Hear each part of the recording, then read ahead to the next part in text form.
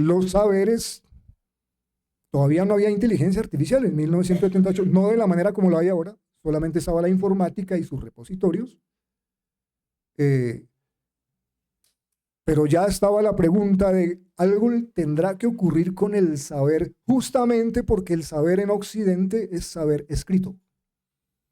Y esas máquinas, las máquinas informáticas, para el momento ya existían y ya proliferaban, evidentemente, son máquinas de escribir, en última instancia. Bueno, la condición posmoderna, el saber en las sociedades informatizadas. Ese término posmodernidad se lo inventó Lyotard, en analogía con un término que ya estaba en boga, puesto por un sociólogo francés, Alain Touraine, que es el término que todavía sigue en boga, de sociedad postindustrial. La sociedad posmoderna es análoga de la sociedad postindustrial, pero esa sociedad postindustrial es la sociedad de la crisis del capitalismo de los años 70,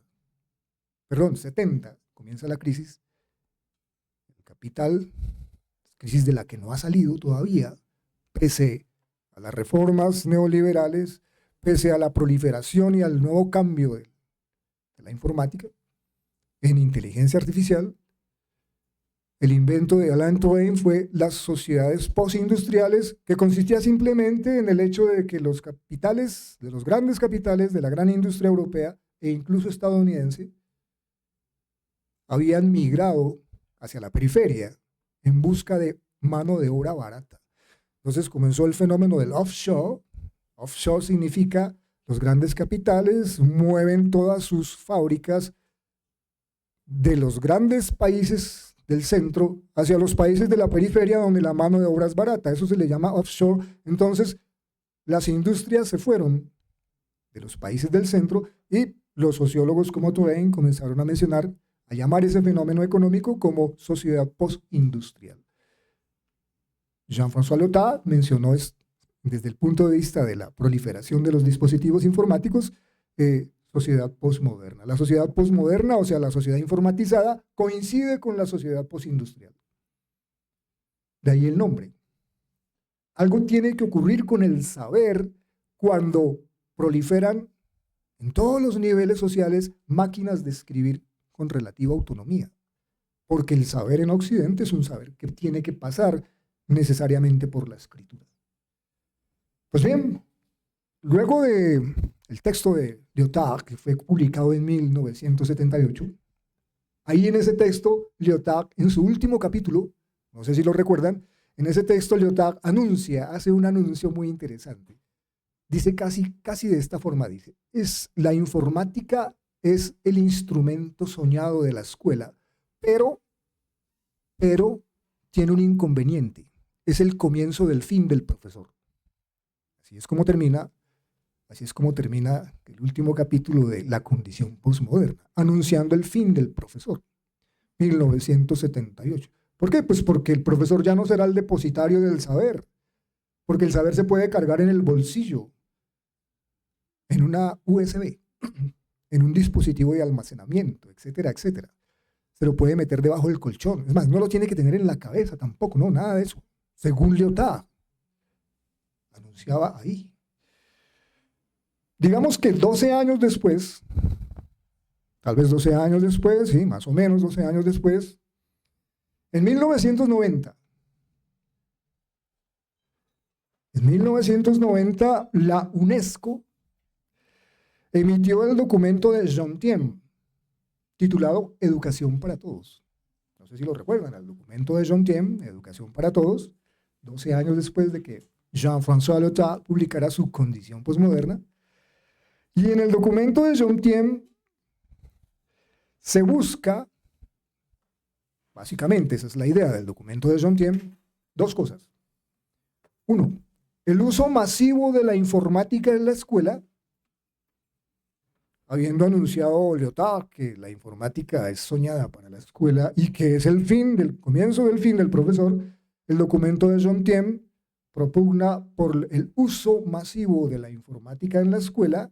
Así hay educación para todos, porque todos tienen acceso a la información, pero al mismo tiempo si bien no se refiere al fin del profesor, se refiere a la necesidad de darle más relevancia al aprendizaje que a la enseñanza. La educación después de Jomtien tiene que estar informatizada, según la UNESCO, y con mayor relevancia en el aprendizaje que en la enseñanza. Ahora bien, el agente fundamental de la enseñanza es el profesor. Pero el mismo documento de Jomtien dice que pues, hay que darle más relevancia al aprendizaje. Pues bueno, hace eco de alguna manera de la idea de Lyotard.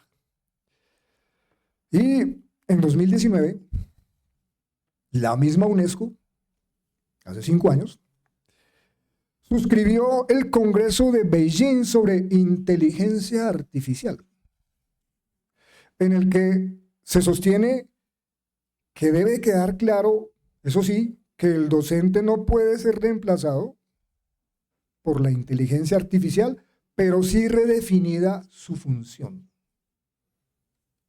Bueno, entonces vemos allí ya en los mismos documentos oficiales de los organismos multilaterales una especie de cierto malestar, anunciado no como malestar, sino como una transformación de la escuela, por supuesto, dado el hecho, primero, en los años 70, 80, de la proliferación ya de los dispositivos de almacenamiento en red, lo que después se conoció como Internet, almacenamiento y circulación de la información. Un filósofo se atrevió a decir, esto es el fin del profesor. Los organismos multilaterales no van a decir eso, pero dicen, sí, hay que quitarle importancia a la enseñanza, o sea, al profesor, y dársela más al aprendizaje, o sea, a la consulta en las redes y dispositivos de almacenamiento. Y ya en 2019, con el cambio de las máquinas, ya no son simplemente máquinas de almacenamiento y circulación, sino máquinas con autonomía para procesar el mismo texto de ellas, es decir, lo que se llaman los generadores preentrenados o inteligencias artificiales. Ya la UNESCO menciona, al profesor no lo vamos a reemplazar, pero le vamos a redefinir su función. Eso es un malestar, por supuesto, es un malestar. En 2024, o sea, el año pasado, la misma UNESCO publicó una guía para el uso de la inteligencia artificial en la educación y saca cosas como las siguientes. Allí en esa guía sostiene que los investigadores, docentes y estudiantes deben ser críticos con las orientaciones de valor integradas en la inteligencia artificial. Por supuesto, son máquinas y están diseñadas por gente que tiene preconcepciones, etc. Entonces, los investigadores, docentes y estudiantes deben ser críticos con esas orientaciones de valor puestas en la inteligencia artificial. Un filósofo francés, Gaston Bachelard, no sé si recuerdan a Gaston Bachelard, muy famoso por la teoría de los obstáculos epistemológicos y estas cosas. Gaston Bachelard dice, refiriéndose a la ciencia, que las máquinas con las que se hace investigación científica son las mismas teorías puestas de forma material. Pues bien, análogamente uno puede decir, estas máquinas de procesamiento informático de documentos, textos, pues al ser máquinas, son los prejuicios de los ingenieros puestos en la máquina. Pues por eso, consciente de eso, los sabios de la UNESCO dicen que los investigadores, docentes y estudiantes deben ser críticos con las orientaciones de valor integradas en las inteligencias artificiales. Pero también dicen que los investigadores, docentes y estudiantes deben ser conscientes de la falta de regulación sobre los derechos de los usuarios de las inteligencias artificiales. Que los investigadores, docentes y estudiantes deben ser conscientes de que los sistemas de inteligencia artificial son cajas negras cuyo funcionamiento y estructura es inaccesible.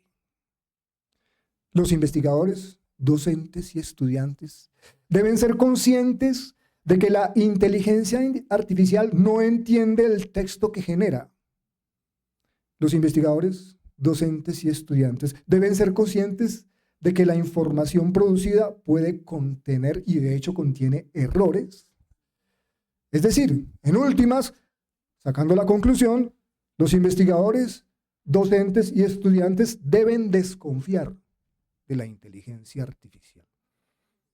Hay una guía de la inteligencia artificial, guía para el uso de la inteligencia artificial. Desconfíe de la inteligencia artificial. Es decir, es un asunto de malestar. ¿Cómo integrar la inteligencia artificial en la escuela? Es una cosa más bien de malestar. Más bien está la sospecha velada de que eso no se puede hacer en realidad. De que lo que ocurre es que el desarrollo de la inteligencia artificial es más bien no solo el fin del profesor, sino el fin del estudiante. Muy probablemente el fin de la escuela entera. Bien. Entonces, los investigadores, docentes y estudiantes deben desconfiar de la inteligencia artificial. Porque puede ser falible, porque no entiende lo que produce, porque en realidad no es inteligente, sino que solo aparenta ser inteligente. Aquí tenemos entonces un punto interesante. Voy a recordar en quienes han estudiado la historia de la lógica.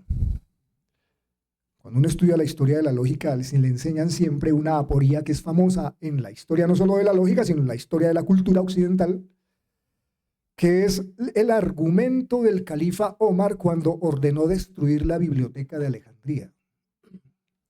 ¿Qué argumentos dio el califa Omar? El califa Omar para que se destruyera, se incendiara la biblioteca de Alejandría. Dice así: si lo que contienen los libros de la biblioteca de Alejandría ya está en el Corán, entonces sobran. Por consiguiente, hay que quemar la biblioteca de Alejandría. Pero si lo que contienen los libros de la biblioteca de Alejandría no está en el Corán, entonces son impíos, luego hay que quemar la biblioteca de Alejandría. Por cualquier lado hay que quemar la biblioteca de Alejandría. Digamos que entonces podríamos hacer el siguiente razonamiento tomando como ejemplo el califa Omar. Si hay que desconfiar de la inteligencia artificial, porque puede ser falible, entonces ¿para qué la inteligencia artificial? Pero nos dirán, no, lo que pasa es que hasta ahora está en su comienzo, llegará a un punto, y así lo prometen muchos, así lo promete Bill Gates, uno de los gurús del desarrollo de la inteligencia artificial, así lo prometen científicos de la inteligencia artificial, que se llegará en el momento en que la inteligencia artificial pueda completamente asumir las funciones de construcción argumental y eso. Es decir, si la inteligencia artificial puede llegar a hacer las cosas en ese sentido mejor que las personas, es decir, pudiera reemplazarlas, entonces ¿para qué la inteligencia artificial?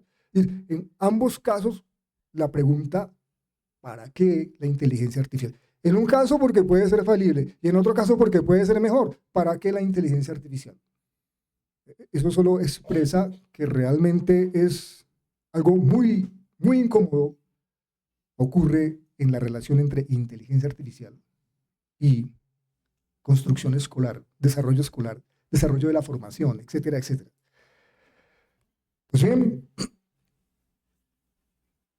ya planteado el asunto así, voy a intentar dar algunas respuestas a estas preguntas que yo mismo me hago. ¿Cómo podríamos comenzar a responder? La cultura, lo que llamamos cultura, es el fundamento del obrar de todos. Es decir, la cultura en realidad son las instituciones, el desarrollo de las instituciones que cohesionan a los individuos. La cultura es lo que vincula a los individuos en formas de reconocimiento mutuo, por supuesto. Es lo que llamaba el filósofo Hegel el campo de la eticidad o del espíritu. Eso que hace que los individuos se reconozcan entre sí como miembros de un mismo proceso, la cultura, el espíritu. Es el campo de la eticidad, el lazo social, pero resulta que ese lazo social está condicionado por el desarrollo del lenguaje. Hay lazo social cuando hay lenguaje. Hay cultura cuando hay lenguaje. Es una condición humana. Pero resulta que la inteligencia artificial es el desarrollo moderno de tecnologías del lenguaje. ¿El lenguaje qué es básicamente? El lenguaje básicamente es voz con significante. Eso es el lenguaje, voz con significante. Bueno, hay sordos, hay mudos, pero digamos que lo dominante es voz con significante. Y justamente en esa relación entre voz y significante es donde se instala la tecnología. Aquí hay que, evidentemente, me voy a tomar el atrevimiento de hacer una suerte de historia cortita de la tecnología para ilustrar esto de que la tecnología se instala, siempre se ha instalado en la relación entre voz y significante. El término tecnología es un invento de Aristóteles. Eso se puede decir así, con todas las letras, sin temor a equivocarse. Se lo inventó Aristóteles en el capítulo primero de la retórica. Aristóteles tiene un tratado que se llama el Tratado de la Retórica. Ahí aparece por primera vez utilizado en el griego koiné, que era el que empleaba Aristóteles, el término tecnología.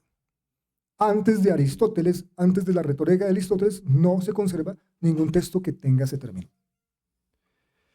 No era un sustantivo, era un verbo. La tecnología no nació como sustantivo, sino como verbo. ¿Eso qué significa? Tecnología originalmente era una cierta actividad retórica, ligada a las técnicas discursivas de la retórica. Aristóteles lo emplea como un verbo. El sustantivo apareció posteriormente, 2 siglos después de Aristóteles, más o menos ya en los autores posaristotélicos, alejandrinos, ya lo emplean como sustantivo. Por ejemplo, Epicteto lo emplea como sustantivo, tecnología, pero también lo sigue empleando como verbo. En Aristóteles el verbo, que se pronunciaría tecnologó, significa compilar las técnicas del discurso. La tecnología es un proceso como verbo de aglutinación de técnicas en un solo dispositivo. Aglutinación de técnicas en un solo tratado. Aglutinar técnicas y darles una estructura coherente en un solo texto. Eso es lo que Aristóteles menciona con el verbo tecnologó. Ya después, un siglo más o menos, Epicteto le cambia un poco el sentido al verbo, y en Epicteto aparece más bien como el verbo significa hablar con propiedad sobre un campo técnico o sobre un tema. Hablar con propiedad de un tema, a eso se refiere Epicteto cuando utiliza el verbo tecnólogo. O sea, quien puede aglutinar las técnicas de un campo puede hablar con propiedad de él. Eso es lo que los griegos llamaron originalmente tecnólogo. Ya en el siglo II después de Cristo, el término vuelve a aparecer en griego en un tratado atribuido a Pseudolongino. Se le llama Pseudolongino porque originalmente se le había atribuido a Longino, pero después se descubrió que no era de Longino, pero no se supo quién lo había escrito, entonces comenzó a decírsele el tratado de Pseudolongino, el tratado sobre lo sublime. En el tratado sobre lo sublime, Pseudolongino usa el sustantivo tecnología como el proceso técnico de elaborar todo un campo de saber. Una tecnología es el proceso y el documento que inaugura un campo de saber en todos sus elementos. Pero Pseudolongino hace una advertencia en su mismo tratado sobre lo sublime. Dice, hay que tener cuidado con las tecnologías, porque secan el espíritu. La palabra en griego para decir secar es esqueletos. ¿De dónde viene nuestra palabra esqueleto? Evidentemente, lo último que queda después de que se descompone el músculo es el puro hueso, que esqueleto, en griego esqueletos, es seco. Lo que está seco. Dice Pseudolongino, el problema con las tecnologías es que pueden secar el pensamiento. Pero bueno, ya está establecido el concepto de tecnología. Y la última aparición del término ya no es en un escrito griego, sino es en un escrito en latín. Aunque el escrito está en latín, el término tecnología aparece en griego. Es una carta de Cicerón a su liberto ático. Es una carta sobre política, exactamente, sobre lo que le interesaba a estos tipos senadores griegos, latinos, romanos, la política. En esa carta, Cicerón emplea por última vez en el mundo antiguo el término tecnología, en griego, lo pone en griego, a pesar de que la carta está escrita en latín, él pone el término en griego y le da el sentido de cosas superficiales, cosas que son fáciles de tratar. Eso le dice Cicerón tecnología. Bueno, lo que está presente en ese comienzo griego de la tecnología es que se trata de instalarse en el discurso. El discurso escrito, en primer lugar. Una tecnología tiene que estar escrita. Como verbo es elaborar el escrito que inaugura un campo técnico. Como sustantivo es el escrito mismo en toda su estructura. La tecnología. Ese término hizo carrera, desaparece de la literatura después de Cicerón.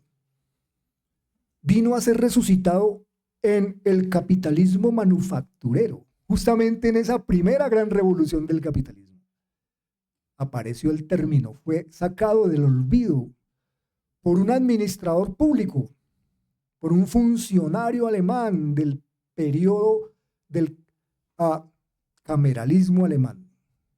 Resucitó el término tecnología en un tratado sobre cómo hacer más eficientes los procesos industriales. La creación de una ciencia que hiciera más eficientes los procesos industriales, organizando a los obreros para producir más rápido y en mayor escala que Francia, que Alemania, que Italia, que España. ¿Cómo crear una ciencia que hiciera eso? Que organizara el proceso industrial. Eso lo hace este administrador público, este funcionario del cameralismo alemán, el nombre es Johann Beckmann, y él dice, el nombre de esa ciencia debe ser tecnología. De ahí en adelante hasta hoy, la tecnología está asociada al desarrollo de dispositivos industriales que permitan producir más rápido, a mayor velocidad, en gran escala. Y de hecho, pues la inteligencia artificial se caracteriza es porque puede procesar texto con cierto nivel de autonomía, más rápido y en gran escala. Esa es la maravilla de la inteligencia artificial.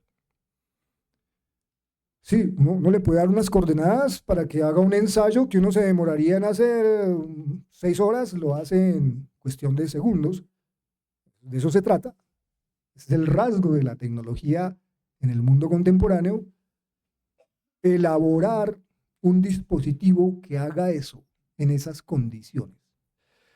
Pues bien, ¿y eso qué tiene que ver con la relación entre significante y voz? Pues que ahí es donde dice que instala la tecnología. Entonces, primero hay que comenzar, no hay tecnología sin escritura. Es fundamental la escritura para que haya tecnología. La tecnología nació como escritura, como una escritura con pretensiones totalizantes. Es decir, el verbo de Aristóteles y después el sustantivo. Todo lo que puede ser puesto, todo lo que puede ser dicho con la voz puede ser puesto por escrito. Ese es el lema de toda escritura. Todo lo que pueda decir dicho, todo lo que pueda emitir la voz puede ser transferido a un soporte. Así termina el Tractatus de Wittgenstein, no sé si recuerdan al filósofo Wittgenstein, muy famoso en alguna época, esa frase de Wittgenstein, como termina el Tractatus Lógico-Filosóficos, todo lo que puede ser dicho claramente, de lo que no se puede hablar es mejor callar, así termina el Tractatus. Pues el lema de la escritura desde su aparición es, todo lo que puede ser dicho puede ser transferido a un soporte.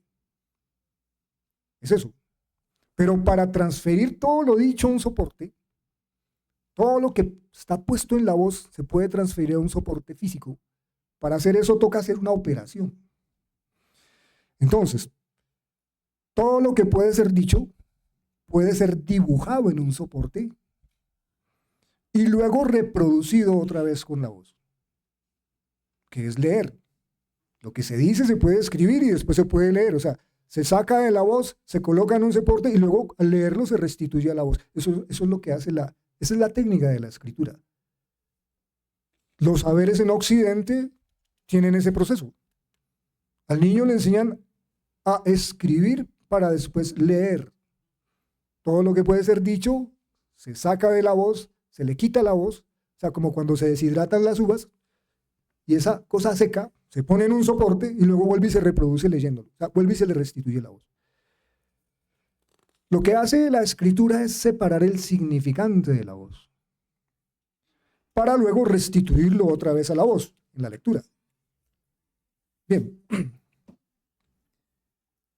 Pero para hacer esa desecación del significante y ponerlo en un soporte, pues hay que cambiarlo un poco. Hay que volver los signos susceptibles de ser dibujados, puestos en el soporte. Entonces tendríamos, de la voz se pasa a la grafía y de la grafía otra vez a la voz. Eso es lo que ha hecho la escritura desde que apareció.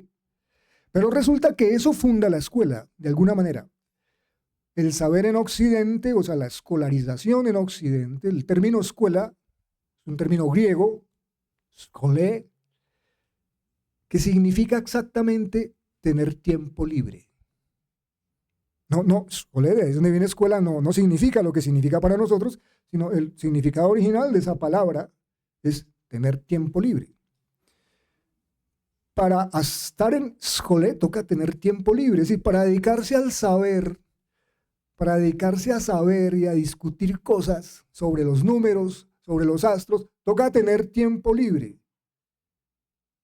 Solo puede ir a la escuela el que tenga tiempo libre, esa es la idea, la escolarización. El trabajo infantil es mal visto ahora, pues porque el niño debe estar en la escuela, porque el niño es el que tiene tiempo libre, seguramente. Pero entonces en la escuela la escritura adquiere algo característico. La escritura se fundó en la técnica del copista originalmente, por supuesto. ¿Quién escribe? Un copista, que usualmente es un esclavo. Él es el que escribe. Y el que no es esclavo, pues se dedica a discutir. El esclavo solo escribe lo que los otros discuten. El asunto es que, pues ya eliminada la esclavitud, supuestamente en el capitalismo, pues entonces el mismo sujeto libre tiene que escribir lo que puede decir. Y tiene que poder reproducirlo, o sea, tiene que poder leerlo. Pues bien, ¿qué hace la escuela? La escuela hace proliferar la grafía, o sea, el texto escrito. ¿Sí? En la simple escritura es, la voz pasa a ser grafía en un soporte y luego se reproduce en la lectura. En la escuela pasa lo siguiente, la voz pasa a ser grafía y la grafía se sigue reproduciendo sola. Eso es en la escuela. Es decir, un texto se refiere a otro texto, un ensayo se refiere a otro ensayo, le piden a uno que escriba un ensayo con referencia a otro 4, 5, 6 textos. Es decir, la grafía prolifera sola en la academia. El rasgo propio de la academia es hacer proliferar la grafía. Y después pues leemos el ensayo en una conferencia. O sea, volvemos a restituir eso a la voz. Pero lo importante es que la grafía es como el campo de la escuela, hacerla proliferar constantemente. Escribes algo, ¿de dónde lo sacaste? Muéstrame la fuente. Ah, otra grafía, que a su vez había citado a otro, que a su vez había citado a otro, que a su vez había citado a otro. La grafía en la escuela prolifera constantemente. Eventualmente lees eso y lo restituyes a la voz. Pues bien, la escritura desde siempre se fundó en la técnica del copista. Alguien tiene que escribir, usualmente el esclavo, después uno mismo, pero la imprenta, y aquí viene el asunto, la imprenta que destituyó al copista agregó un nuevo principio.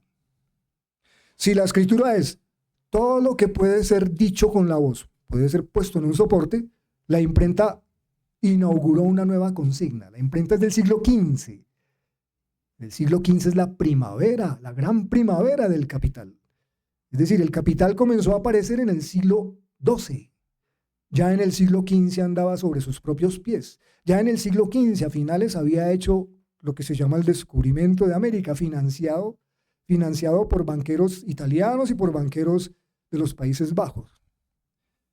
Y en el siglo XV se inventó la imprenta, es la primera máquina que inaugura una nueva consigna. Todo lo que puede ser escrito puede ser multiplicado y distribuido a gran escala y en poco tiempo.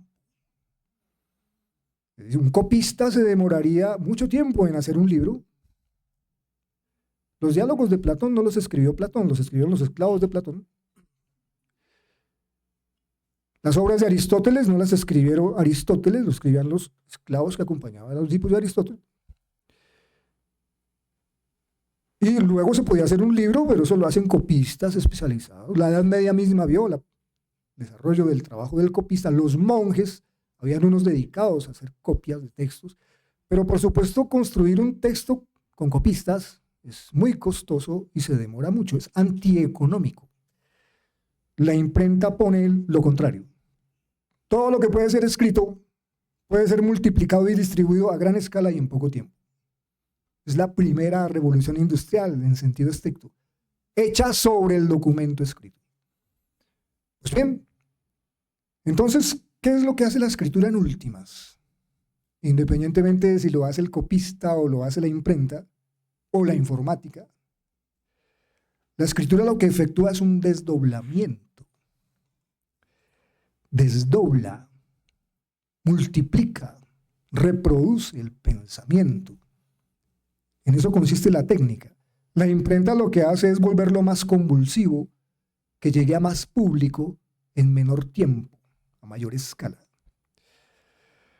La tecnología moderna, o sea, la que se hace desde el siglo XVII y XVIII, la que inventó Beckman, duplica la voz y la imagen de las cosas. Por ejemplo, en la radio y la televisión. ¿Qué es la radio? La duplicación de la voz para ser transmitida a diversos puntos en el mismo instante en que se produce el acto de habla.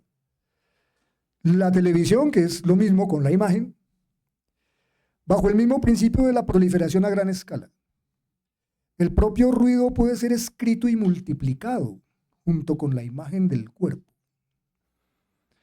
La grabación de audio, la fotografía y el cine lo que hacen es escribir la voz misma para después reproducirla, escribir la imagen misma en un soporte para después reproducirla. En la telemática se desdobla la voz y la imagen, ambas respecto de su fuente. Se hace este desdoblamiento al mismo tiempo en que se efectúan, o sea, en la transmisión en directo. Toda la tecnología lo que hace es desdoblar la realidad en dos para hacerla proliferar. Vamos entonces, la informática no es la excepción. La informática aglutina la escritura y las tecnologías de almacenamiento de audio y video, así como de su transmisión planetaria. Para ello, reduce todo a un nuevo significante. En la informática, todo se escribe en un solo significante. Ese significante se llama bit. Todo lo oído, todo lo visto y todo lo leído en la informática es reducido a un solo significante, que es el pulso electrónico o bit. La interconexión de los computadores a nivel planetario crea una red universal de almacenamiento de bits y difusión de imagen y videos y escritos. Una circulación planetaria del nuevo significante, el bit. La inteligencia artificial, que presupone la existencia del Internet, o sea, de la red. La inteligencia artificial no solo pretende el almacenamiento y la difusión, sino la generación automática misma de imagen y sonido desde el interior del propio instrumento. Uno solo le da las instrucciones y él lo genera. O sea, desde la red informática misma. Desdoblar, almacenar, generar y transmitir a gran escala, a mucha velocidad, a cualquier punto del planeta. Es el decurso del significante y su control técnico hacia el absoluto. Es decir, hacia su universalización como medio de la cultura y las grafías. Toda la cultura, así como la escritura dice, el lema de la escritura es, todo lo que puede ser dicho puede ser puesto en una grafía, en un soporte. Y la imprenta dice, todo lo que puede ser escrito puede ser reproducido a gran escala y en más corto tiempo, desdoblado. Entonces, podríamos decir, la informática y la inteligencia artificial hacen una especie de nueva consigna. Todo lo que puede ser dicho, oído, visto, leído, puede ser almacenado en bits y puede ser recombinado en bits a gran escala y en muy poco tiempo. Por consiguiente, ya estamos ya en esta corta semblanza de la historia de la tecnología, podemos dar un nuevo paso en nuestra argumentación y es, volvamos a la pedagogía. Ya salgamos de la tecnología, ya la caracterizamos. Ahora volvamos a la pedagogía. La pedagogía es la forma de la organización escolar.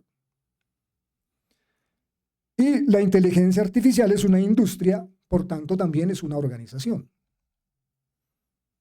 La educación, desde el siglo XVI, incluso un poco antes, como formación en adiestramiento, en el manejo del documento escrito, se manifiesta a través de procesos organizacionales, la escuela, pero la inteligencia artificial prolifera por procesos organizacionales de la industria.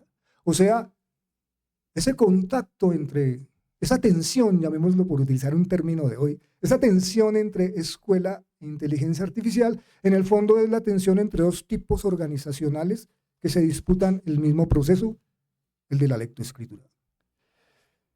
Entonces, ambas, tanto pedagogía como inteligencia artificial, tienen como centro de gravedad el documento escrito. Sin embargo, sus modos de relacionarse con la escritura son inconmensurables entre sí. De un lado, la escuela ha abordado el documento escrito como el soporte del saber por excelencia. El proceso escolar se fundamenta en el desarrollo de las habilidades para tratar el saber a través del documento escrito, o sea, leer, escribir, investigar, hacer proliferar el documento escrito. En la escuela la escrituraridad es una habilidad que condiciona la relación con el saber. Para poder tener un acceso al saber en Occidente, toca saber leer y escribir. La relación con el saber tiene que pasar necesariamente por la escritura. No hay tradición oral. La relación con el saber tiene que ser escritural. La escolarización, en tanto organización, es análoga a una industria en la que se produce la formación en la habilidad de la lectoescritura. Ese parecido de la escuela con la fábrica lo señaló Foucault, sí, efectivamente. Esos textos de, por ejemplo, vigilar y castigar, ese tipo de cosas que le interesaban a Foucault de las instituciones de encierro, pues se parecen mucho, sí. Una escuela, en cualquiera de sus versiones, se parece a un proceso industrial donde hay una entrada y una salida. Entran los estudiantes, algo pasa ahí adentro con unos operadores curriculares llamados profesores en un sistema de producción y al final del año les entregan un cartón que los titula y los habilita para un siguiente grado. A gran escala, millones de personas lo han hecho desde el siglo XVI y lo siguen haciendo hoy. Tiene la misma estructura de un proceso industrial. Por su parte, la inteligencia artificial es otra industria que tiene una relación directa con la escrituralidad, pero se trata de máquinas que hacen proliferar el documento escrito, gestionan el documento con el añadido de que lo hacen en poco tiempo y en mayor escala, o sea, ya no lo hacen como un sujeto. En la escuela se espera que ese proceso masivo se haga y los niños se subjetiven con él, es decir, tengan una relación con el saber. La inteligencia artificial pretende hacerlo, pero al hacerlo a gran escala y en poco tiempo, pues ya no lo hace como lo haría un sujeto. Esa es, digamos, la diferencia. Así como la escuela es una industria para la proliferación del individuo adiestrado en la gestión del documento escrito, asimismo la inteligencia artificial es una industria para la proliferación de dispositivos de gestión del documento escrito. Estas dos organizaciones coinciden, se encuentran y compiten entre sí, es la pregunta. ¿Se pueden integrar las dos o realmente es una disputa en la que una tiene que ganar y la otra perder? Esa es la cosa. La escuela ha sido una de las organizaciones medulares del capitalismo. Desde las administraciones de policía, o sea, las primeras ciudades mercantiles que aparecieron ya como formaciones económicas al fin de la Edad Media, se las conocía como policías. Desde las organizaciones medulares de las administraciones de policía hasta el presente, ¿qué sentido tiene otra organización como la que está en proceso de constitución, la cual es la inteligencia artificial? ¿Qué sentido tiene? Si la escuela pone a los individuos en una condición en relación con el saber, es decir, tienen que saber leer y escribir para poder acceder al saber, la habilidad para su acceso a él, ¿qué hace la inteligencia artificial en relación con eso? Transforma esa habilidad en función de una máquina. Eso es lo que hace. De hecho, la consigna de toda tecnología en el capitalismo industrial, desde Beckman, el que fundó la tecnología moderna, es que cualquier actividad humana puede ser transferida a funciones de una máquina. ¿Y para qué? ¿Para qué coger cualquier habilidad humana y transferirla a funciones de una máquina? Dos cosas. Evitar que se caiga la tasa de ganancia. Básicamente eso. Y evitar que se caiga la tasa de ganancia depreciando el valor del trabajo humano. Ese es el pecado original de la tecnología moderna. Que en su aura y apariencia de progreso, realmente lo que esconde por detrás es evitar que se caiga la tasa de ganancia global depreciando el trabajo humano, porque coge cualquier habilidad humana y la transfiere a funciones de un mecanismo. Eso se llama revolución industrial. Pues bien, ¿qué hace entonces la inteligencia artificial respecto de las habilidades escriturales que la escuela tutela? Pues transforma esa habilidad en función de una máquina, como le corresponde a cualquier máquina en el capitalismo. ¿Por qué? ¿Sujetos sin escritura puede ser sujetos sabientes de un saber que está codificado en la escritura? Esa es la pregunta. Si la inteligencia artificial vuelve lo que era habilidad, función de una máquina, pues los sujetos se van quedando sin escritura. Y sujetos sin escritura pueden acceder al saber. Es la pregunta pedagógica. En realidad esa es la pregunta pedagógica. La inteligencia artificial no la detiene nadie ya. Porque es la tabla de salvación del capitalismo contemporáneo. Eso no va a desaparecer. No. Lo que tiene que hacer la escuela es preguntarse entonces si la única manera de acceder al saber es a través de la alfabetización lectoescritural. Es una pregunta pedagógica importante. ¿Se puede hacer esto de otra manera que no sea a través de la alfabetización lectoescritural? Porque ya habiendo máquinas que procesan el documento, ¿como para qué las necesitaríamos nosotros tener las habilidades? Bueno, entonces, la inteligencia artificial transforma esa habilidad en función de una máquina. Por consiguiente, ¿pueden sujetos sin escritura ser sujetos sabientes en el mundo contemporáneo? ¿Qué le había permitido la escuela al capital? Porque la escuela es más antigua, por supuesto, que la inteligencia artificial. La escuela, como la conocemos, es una creación del capitalismo. ¿Qué le permitió la escuela al capital? La escuela nació con el Estado territorial. La formación de una fuerza de trabajo. Eso básicamente es la función de la escuela. La formación de una fuerza de trabajo. ¿Y qué le permite entonces la inteligencia artificial al capital? En principio, la inteligencia artificial lo que le permitiría sería, de alguna manera, volver a levantar la tasa de ganancia, pero eliminando la condición de acceso al saber que valoriza la fuerza de trabajo. El capital no subsiste sin la fuerza de trabajo. Ese es el problema. No subsiste sin la fuerza de trabajo viva. Por tanto, lo que le da de ofrecer la inteligencia artificial al capital es reconstituir de otra forma esa fuerza de trabajo. Entre la inteligencia artificial y la escuela hay una suerte de modo inconmensurable de tratar el mismo objeto, o sea, la lectoescritura. La pregunta entonces, la otra pregunta posible es si la inteligencia artificial posibilita la producción de ideas. Si la única manera de producir ideas es a través del documento escrito, entonces no hay nada que hacer frente a la inteligencia artificial. Pero se pueden producir ideas sin necesidad de tener que tramitarlas por el documento escrito. Si la inteligencia artificial es una condición de posibilidad para el pensamiento, se puede pensar sin inteligencia artificial. ¿Y en qué términos? Si la inteligencia artificial permite enriquecer el saber, si hace posible la crítica y el desarrollo de la ciencia, si permite la realización de las capacidades humanas. Creo que eso sería lo que habría que preguntarse frente al indetenible proceso de proliferación y establecimiento de la inteligencia artificial.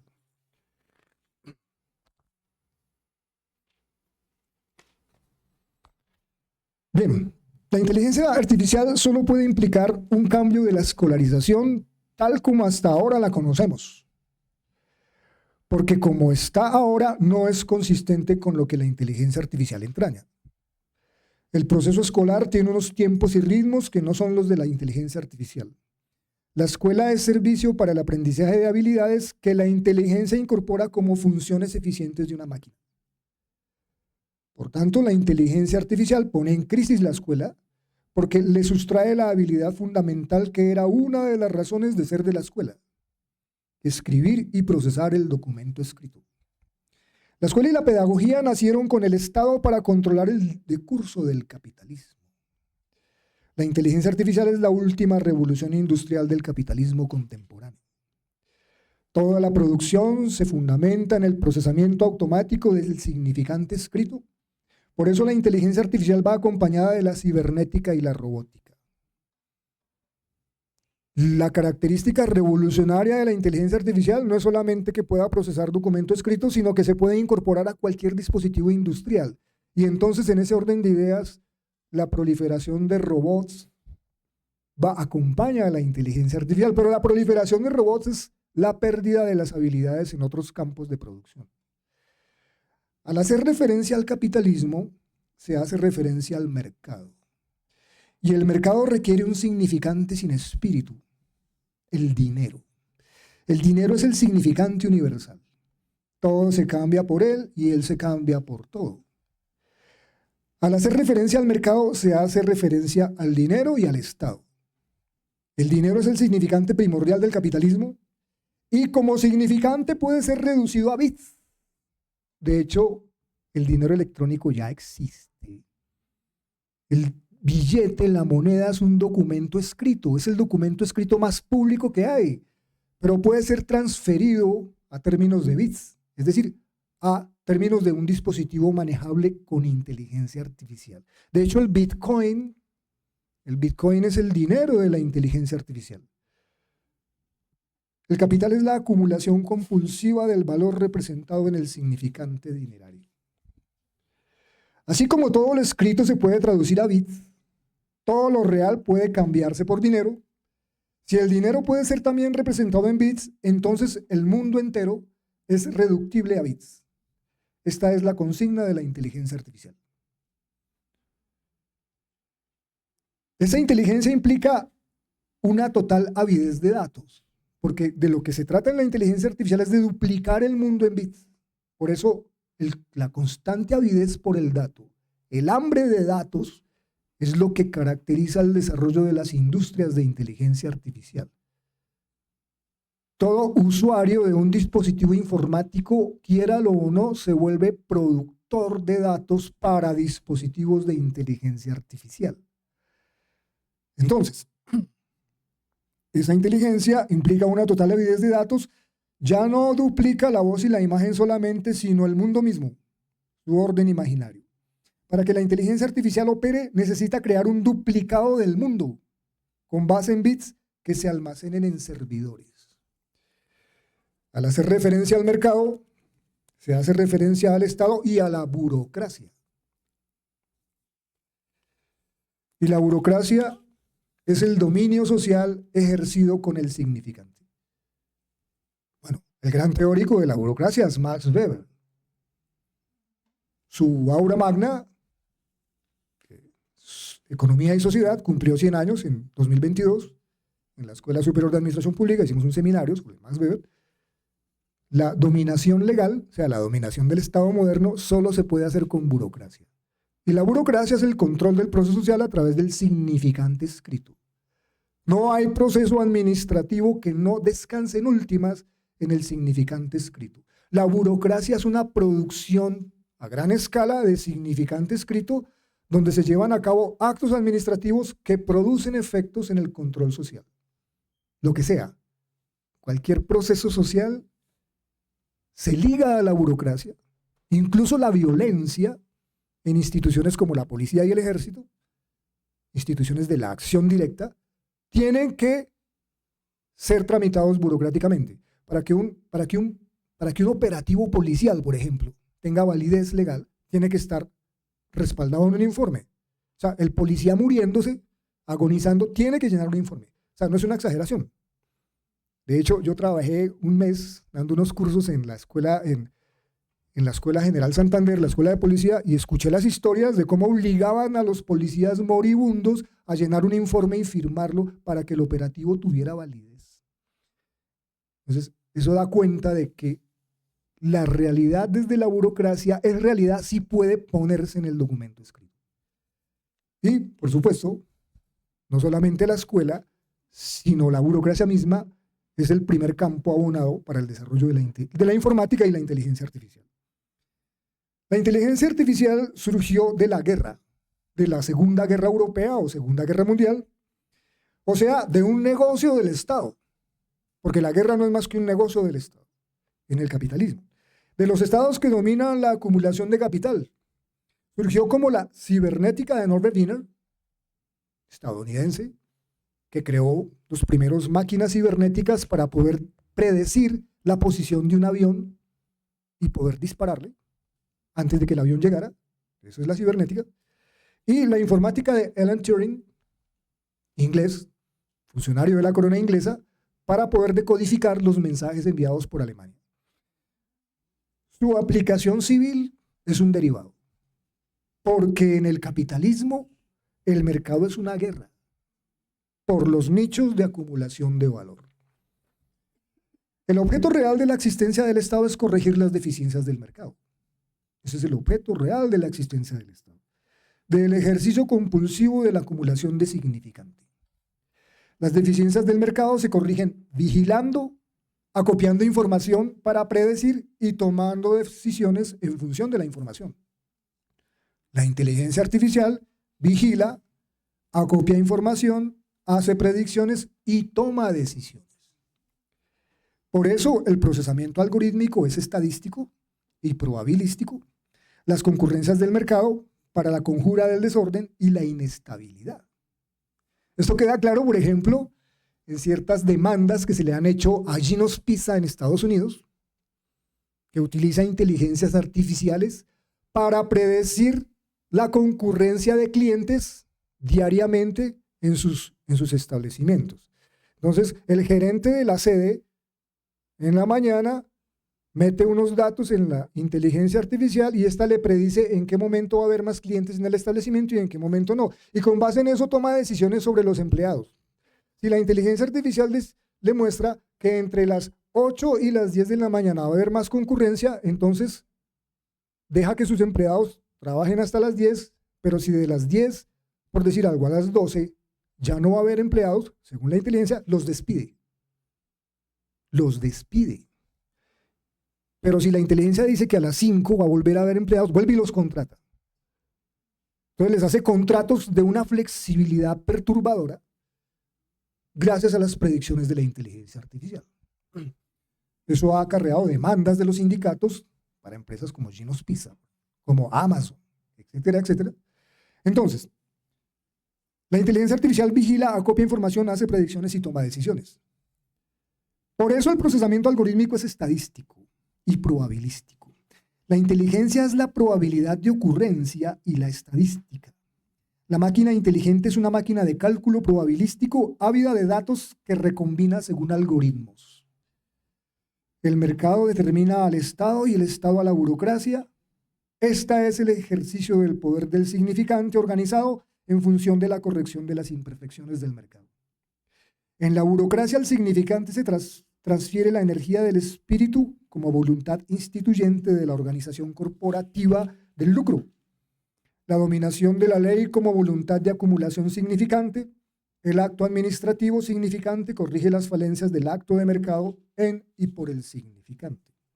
Y la pedagogía es burocracia. Es la burocratización del conocimiento. Así ha sido desde Comenio. La pedagogía. Si Comenio es el gran teórico de la pedagogía, pues bien, la pedagogía es burocracia ejercida sobre el saber La pedagogía es la burocratización del conocimiento con miras a su enseñanza a través de las habilidades de lectoescritura, o sea, el trámite del significante escrito, trámite que va quedando en poder de la industria de las inteligencias artificiales. La inteligencia artificial en la escuela no solo puede gestionar el documento escrito, sino vigilar, acopiar información y predecir para tomar decisiones, por supuesto. Sí. De hecho, los ejemplos se podrían aducir de dispositivos de inteligencia artificial que hacen reconocimientos de imagen de estudiantes potencialmente peligrosos en muchas escuelas estadounidenses. Bien, lo que no puede la inteligencia artificial es saber. Eso sí, no lo puede hacer, o por lo menos todavía no. Este es un proceso vedado a la inteligencia artificial. La escuela puede dejar de ser el lugar principal de la gestión de la lectoescritura, pero no el lugar principal de relación y desarrollo del saber. Si se reduce la escuela a ser el lugar del procesamiento del documento escrito en función de su administración curricular para la obtención de calificaciones para la titulación, entonces la inteligencia artificial es el fin de la escuela. Pero si la escuela se sostiene como el lugar de encuentro de una relación de los sujetos con el saber, la escuela está más allá de la inteligencia artificial. Y dejo ahí.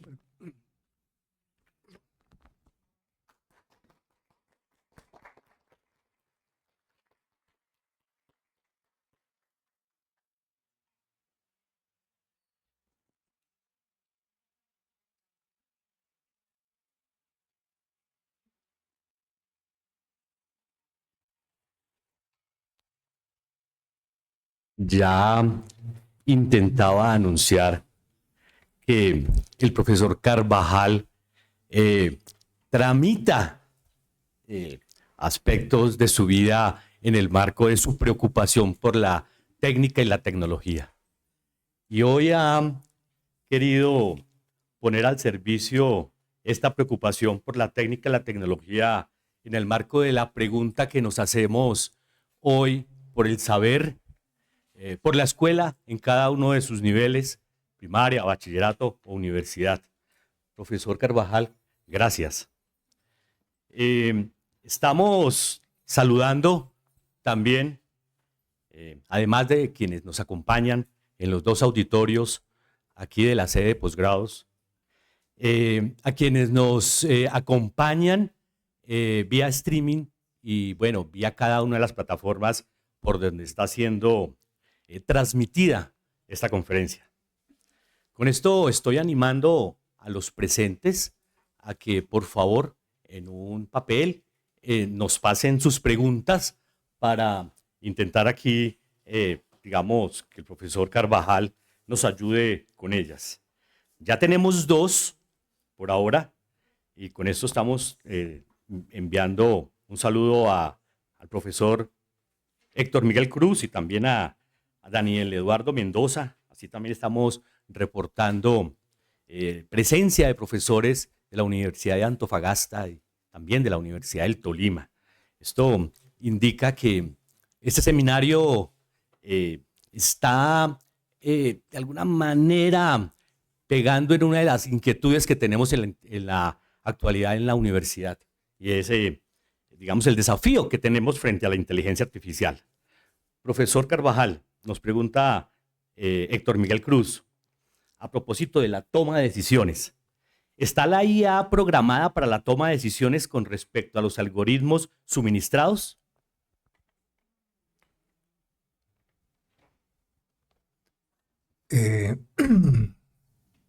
Por supuesto.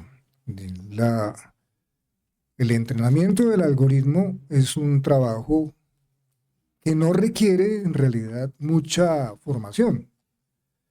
No. Pero el diseño, por supuesto, de la red neuronal que constituye el algoritmo, sí.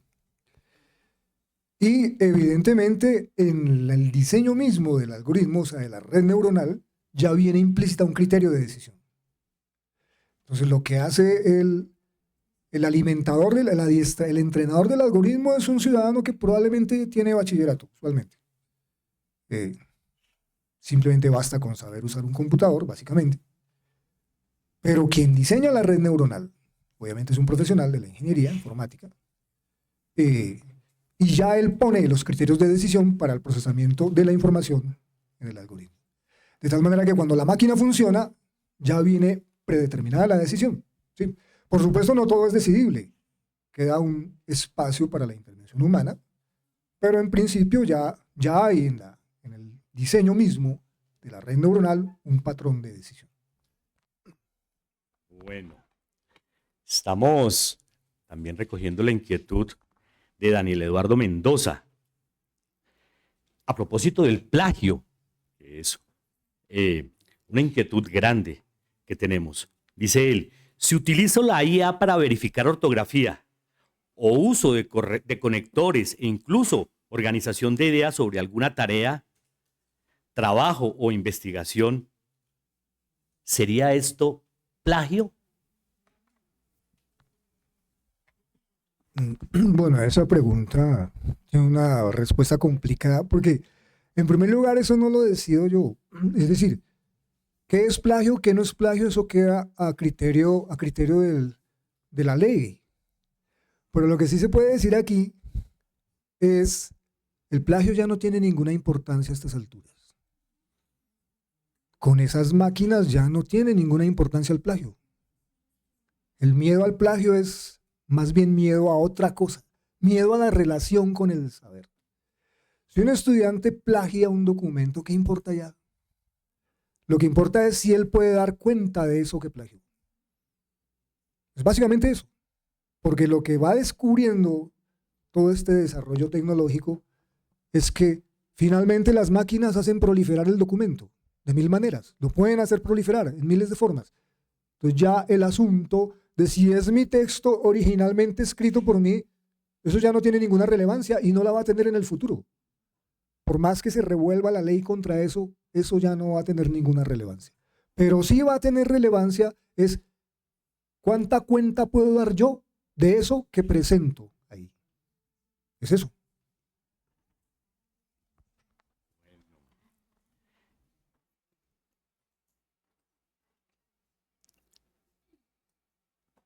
Un asistente, voy solamente dada la dificultad que tengo aquí para comprender la manera como me fue presentada la pregunta, la parte final es, ¿el acceso a la inteligencia artificial propiciará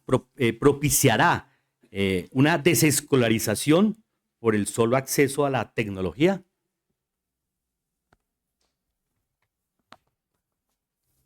Bueno, eso depende de qué se entienda por desescolarización.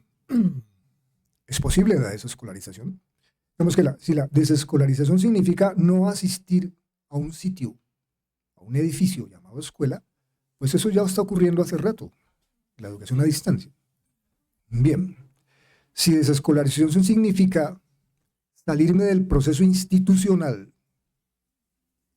para darle una gran relevancia al proceso autodidacta, pues eso también ocurre incluso mucho antes de la informática.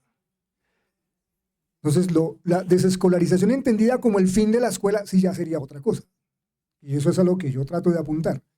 Yo no creo que la escuela desaparezca, pero sí lo que pienso es que lo que va a producir el desarrollo y la proliferación de los dispositivos de inteligencia artificial cada vez más precisos, cada vez más fáciles de usar,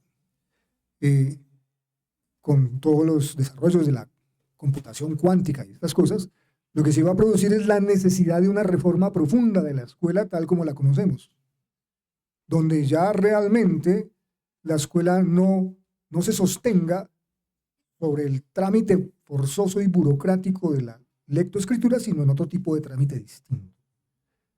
Finalmente, no más cuando ya dar una simple clase por Teams, una plataforma de estas, la misma máquina toma los apuntes, pues ya la máquina hace los apuntes, ya que importa la escritura. Importa es, vuelvo y digo, importa es qué relación hay entonces con el saber, qué relación puede dejar la escuela con el saber en el individuo. Entonces, por supuesto, en la medida en que estas máquinas van asumiendo el trámite de la copia, la duplicación, la proliferación del texto escrito, pues lo que le queda a la escuela es seguir adelante como la institución que tiene que establecer entre los sujetos y el saber una relación genuina de saber. Creo que es lo que yo diría.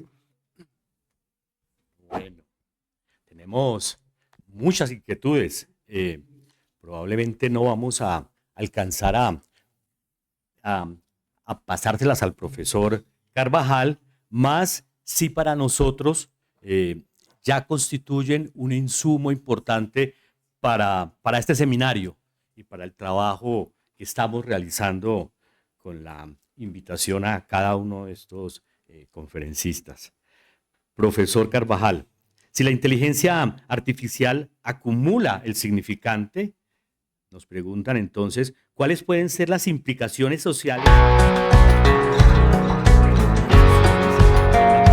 política pública?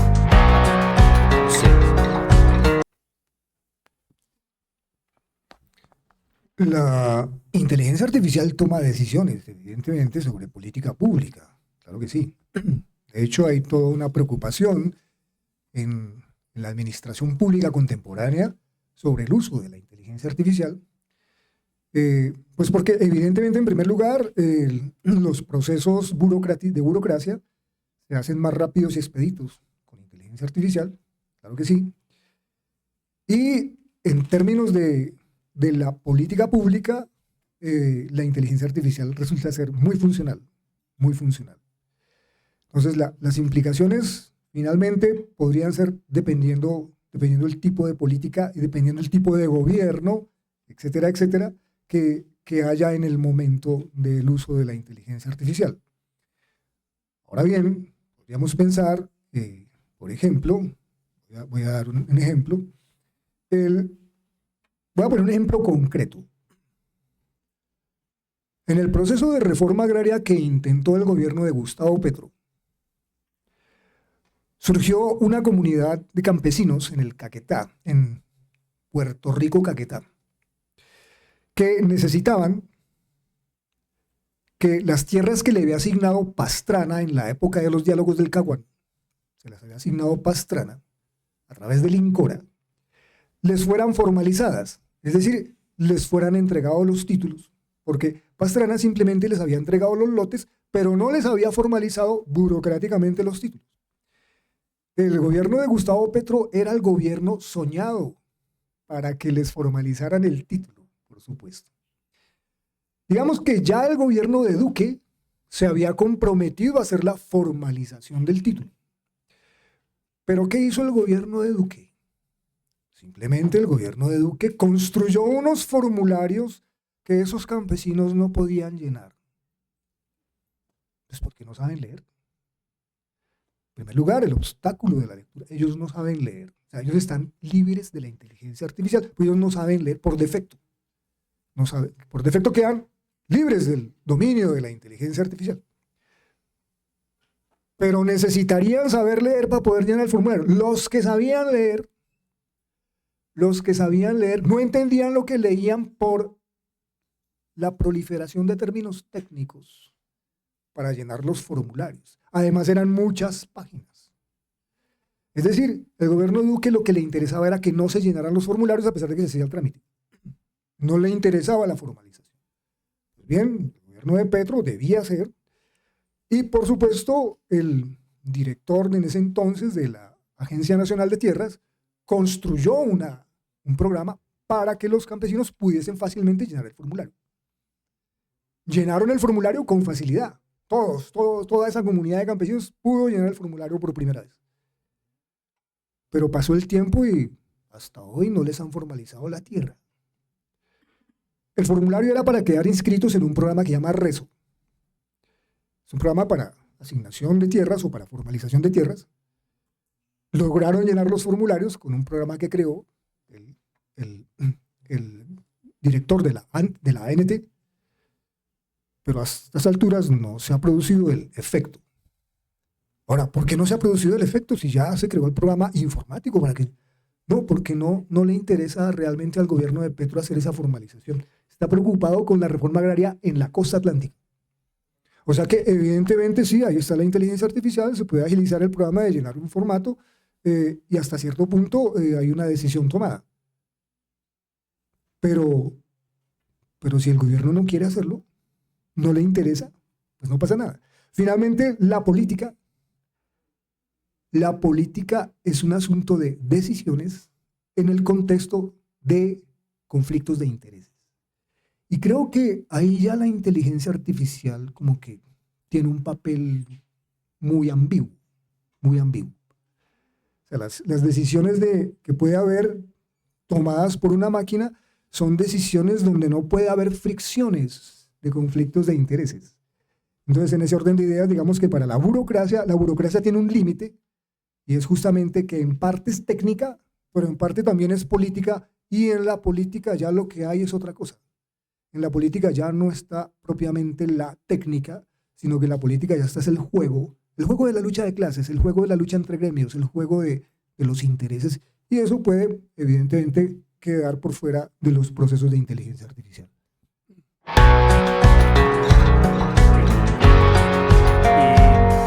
una pregunta sugestiva a propósito de algunos esclavos en la Grecia clásica que tenían la función de escribir, como nos contó aquí el profesor Carvajal.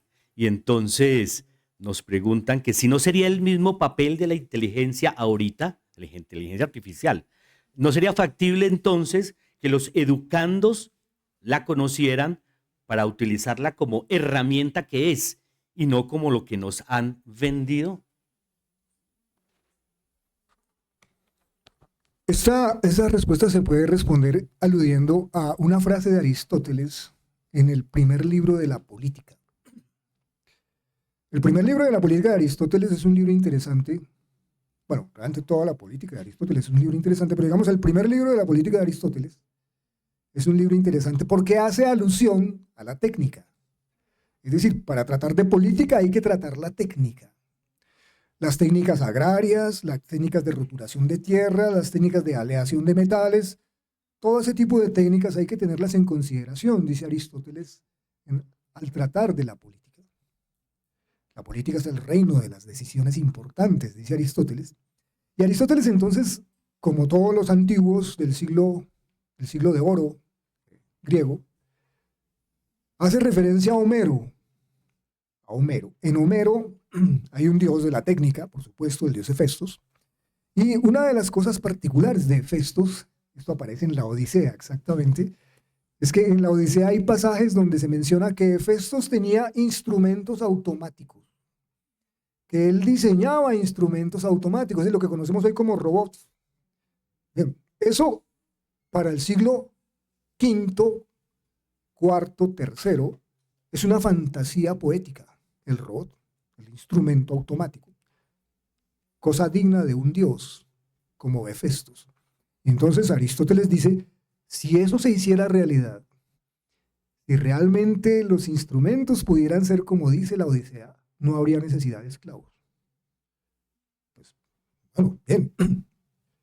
¿Cuál es la idea de la inteligencia artificial? ¿Cuál es la idea de toda la tecnología contemporánea? Pasar las funciones humanas a términos de un mecanismo. Es decir, relevar a los humanos de la función productiva. Es eso. Por consiguiente, si hay una máquina que puede leer por mí, escribir por mí, hacerme el ensayo, ¿por qué tendría yo que hacerlo? Más bien me bastaría con decirle a la máquina, oiga, ¿por qué no me compone un ensayito con tales y tales características donde yo demuestre estas cosas, citándome esta bibliografía? Y ya, me lo hace en 30 segundos. Yo miro, no, corríjamele tal partecita porque de pronto hay tal, bueno, y vuelve y me lo hace. ¿Dónde estaría lo malo de eso? Si finalmente yo soy el que está dirigiendo ese esclavo. Creo que, por supuesto, eso sería el uso soñado de la inteligencia artificial. Pero convertir a la máquina en criterio de verdad es el problema. Y digamos que lo que ocurre por lo general, y ese es el miedo al plagio y esas cosas, es que se toma a la máquina como si fuera el criterio de la verdad. Eso es verdad porque lo dice la inteligencia artificial. No, si ese es el criterio, si la máquina es criterio de verdad, entonces por supuesto perdió. Pero si soy yo el criterio de verdad y la máquina solo me hace caso a mí, entonces ya es otra cosa distinta. Bueno. Y un saludo a la profesora Rosa Castillo, quien nos está preguntando a propósito de la legislación, de las leyes. ¿Cree que podría existir o habrán leyes que impiden o reglamenten el uso de la inteligencia artificial en el ámbito académico? Pues de hecho sí, claro. Y hay acuerdos de legislación que regulan el uso de la inteligencia artificial. Pero muy seguramente, finalmente, la inteligencia artificial es una industria. Y es la industria fundamental de la producción del capital. La ley puede ceder. Frente a la industria, la ley cede, por supuesto. Entonces, en ese orden de ideas, claro que no solo puede haber, hay de hecho legislación sobre el uso de la inteligencia artificial, como sobre el uso de la informática. Pero finalmente, con el desarrollo de las máquinas, esa legislación tiene que ceder. Y cambiará la legislación en función de las necesidades del mercado de la inteligencia artificial. Sí, claro. También un saludo al profesor Mesa, Rafael Mesa, quien hace una pregunta, dice a propósito del debate de lo público, y nos pregunta en el marco de nuestras funciones como profesores, específicamente pregunta profesor Carvajal, si es posible adelantar acciones de creación de alguna inteligencia artificial para mejorar nuestra actividad académica. Es una pregunta extraña, porque la respuesta es, pues la inteligencia artificial tiene eso. Es decir, se supone que, por lo menos de acuerdo con el pacto suscrito en Beijing por la UNESCO, pues la inteligencia artificial es para mejorar la actividad académica, sí, es para eso. Son máquinas que ayudan a tramitar el enorme volumen de información puesto en documentos escritos de forma rápida, a gran escala. Pues eso es efectivamente, en principio, una manera de apoyar el trabajo académico. Sí, claro, la inteligencia artificial no tiene otra función, es esa, en principio. Por supuesto, eso por debajo tiene, como decían las abuelitas, tiene veneno por dentro, como el sushi hecho con pez globo, tiene veneno por dentro, puede ser delicioso, pero tiene veneno por dentro. Entonces, sí, claro, evidentemente en el contexto del capital, la inteligencia artificial se presenta como la ayuda para mejorar el trabajo académico, pero a costa de depreciar el trabajo vivo. Por supuesto.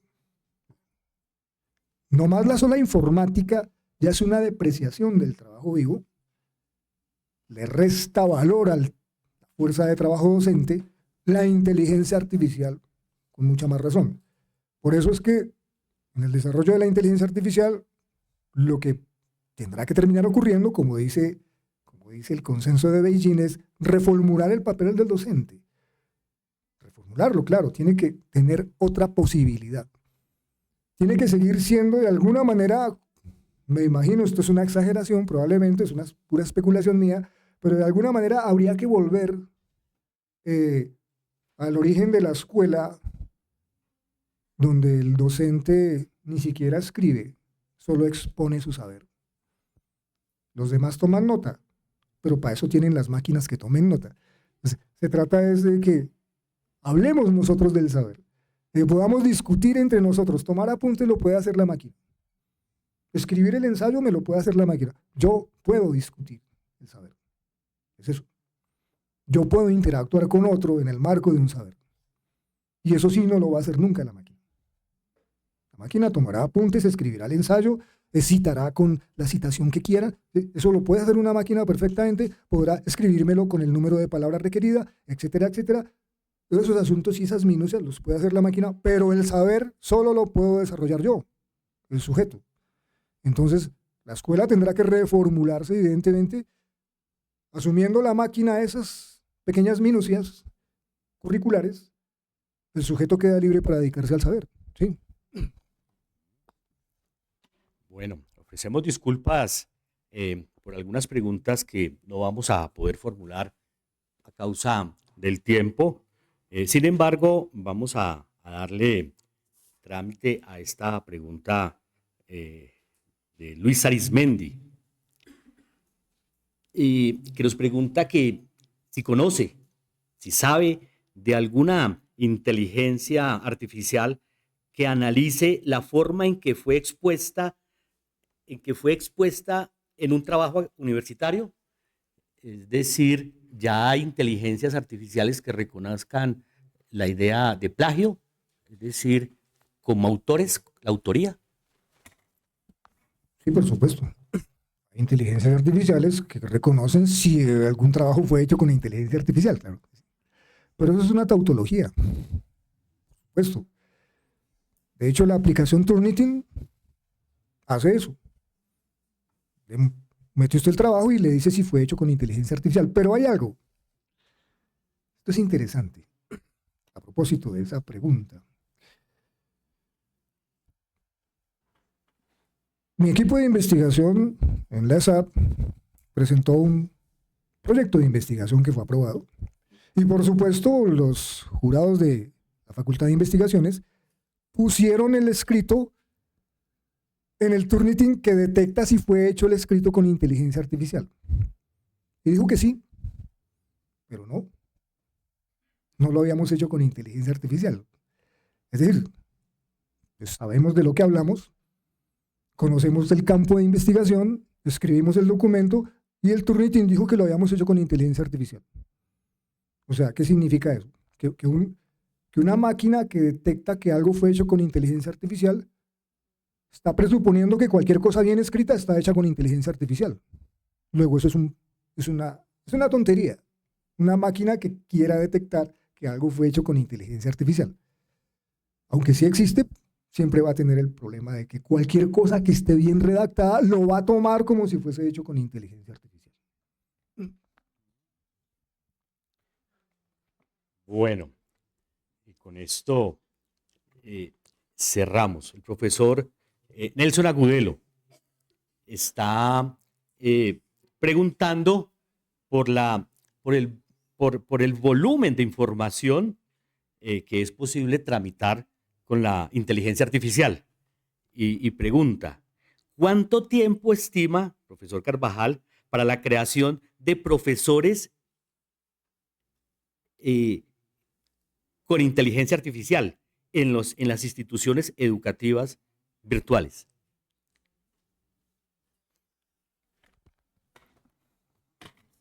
Bueno, la redacción de la pregunta es un poco tortuosa. Creo que toca traducir esa pregunta a un lenguaje más comprensible. Como entiendo, creo que él está preguntando es si a futuro habrá profesores que sean inteligencias artificiales. Pues de hecho, si hay filósofos que son inteligencias artificiales, ¿por qué no va a haber profesores que sean inteligencias artificiales? ¿Cuál sería el problema? Pues el último escándalo de la inteligencia artificial fue un filósofo chino, ya no me acuerdo del nombre, que incluso es citado por políticos y por periodistas, ahora en relación, por ejemplo, con la guerra de Ucrania. Se han tomado decisiones políticas en relación con los libros de este filósofo chino, pero se destapó el escándalo de que el filósofo es una inteligencia artificial. Es decir, es la elaboración de un periodista italiano que combina textos con inteligencia artificial y produce textos que simulan argumentos filosóficos. Pues si hay eso, pues puede haber profesores con inteligencia artificial, por supuesto, ¿por qué no habría? De hecho, debería haber. Ya de hecho, el profesor que pone un video en YouTube y se va y lo deja ahí para que sus estudiantes lo vean, pues ya es un comienzo de profesores informatizados, profesores virtuales que hacen explicaciones y el estudiante lo puede devolver, lo puede adelantar, lo puede hacer. Ya de hecho, la sola informática ya es una manera de virtualizar y poner un simulacro de profesor que le permita a algún estudiante enterarse de algo. Entonces, ¿por qué no habría profesores con inteligencia artificial? Sí, claro que sí. Bueno, profesor Carvajal, reiteramos nuestro agradecimiento. Estamos llegando al fin, estamos cerrando la segunda sesión de este seminario, la inteligencia artificial en la investigación y en la pedagogía, con la conferencia pronunciada por el profesor Germán Carvajal titulada La pedagogía en el comienzo de la era de la inteligencia artificial.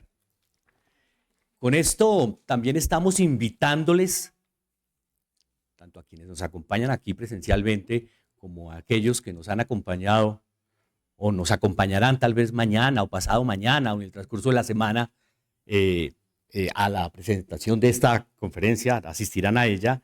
Estamos invitándoles en mayo 8 de 2025, también a las 6 de la tarde, a la conferencia de la profesora Rosario Rogel Salazar, que la ha titulado Análisis de datos con la inteligencia artificial, desafíos poéticos. La profesora Rosario Rogel es profesora de la Universidad Autónoma del Estado de México y es miembro nivel 2 del Sistema Nacional de Investigadores SNI de CONACYT en México. Entonces, desde ya estamos agradeciendo la presencia de ustedes, estamos ya esperando a la profesora Rosario Rogel, a quien le enviamos nuestro saludo y nuestro abrazo. A todos ustedes, muchas gracias por la presencia. Y entonces sí, gracias. Efectivamente, esta conferencia de la profesora Rosario Rogel va a ser de manera remota, va a ser virtual. Estaremos enviando, ¿sí?, a cada uno de los que se inscriban el enlace para que asistamos a ella. Entonces, profesora Rosario, un saludo y ya esperamos su conferencia. Muchísimas gracias a todos. Profesor, gracias a todos.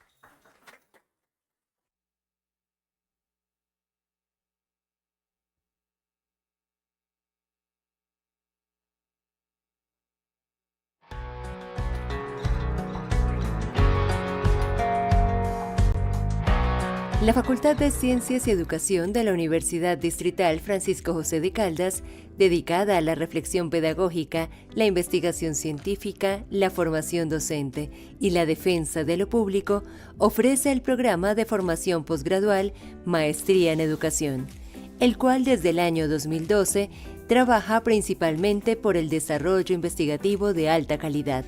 La Maestría en Educación está organizada académicamente en 4 énfasis de formación.